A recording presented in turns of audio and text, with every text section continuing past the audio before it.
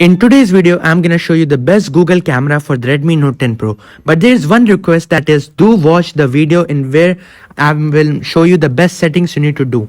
So the link is in the description, make sure you download from there. But yes, the settings which I'm gonna do after installing the Gcam is one of the most important things in this video. So if you won't watch that, then you're gonna miss out the key feature and the key photo quality of the Gcam. Make sure you do it. Now what you need to do is you just need to open the Gcam, tap on settings, tap on allow from the source, go back and then tap on open. And after that is done, just tap on install. Now the Gcam will start installing in your Redmi Note 10 Pro. So once it is installed, you need to tap on open. Now give all the permissions, and this is where the real part starts. That is the best settings for the Google camera, because this will help you to take some awesome shots with that amazing sensor. Now you need to swipe down, tap on settings, the option we have in the right corner, and then go in global.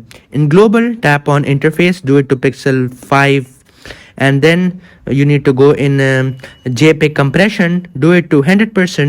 You need to go in anti-banding mode, do it to auto, go and swipe down. And then don't use this digital zoom option, it's going to disable the ability to switch to cameras. OpenGL preview and auto night sight and focus tracking should be on. Go back, and as you guys can see, these are the settings in global. And then what you need to do is you need to go back and you need to tap on module. These are the things you need to see in module. Then you need to swipe down and tap on advanced. In advanced, enable HDR control and RAW plus JPEG control, and then go back. Now here also you need to do few settings, that is swipe down, tap on HDR plus, tap on auto white balance, swipe down and tap on disable raw photos, and then all your settings are done. And now let's just see the quality of image you're gonna get from Google camera. Look at the auto white balance, it's always on point, looks absolutely insane. And then let's just switch to the ultra wide angle camera and take a photo from there. So now let's just take an image from this ultra wide angle camera and see how good of a quality are we gonna get. So there's one thing which I love in the Gcam, that is the difference between the ultra wide angle camera and the main camera is very less. Like the quality of images from both the cameras are just insane. Then the macro camera also works. So let me just try to take a macro image of okay, let's just take a macro image here.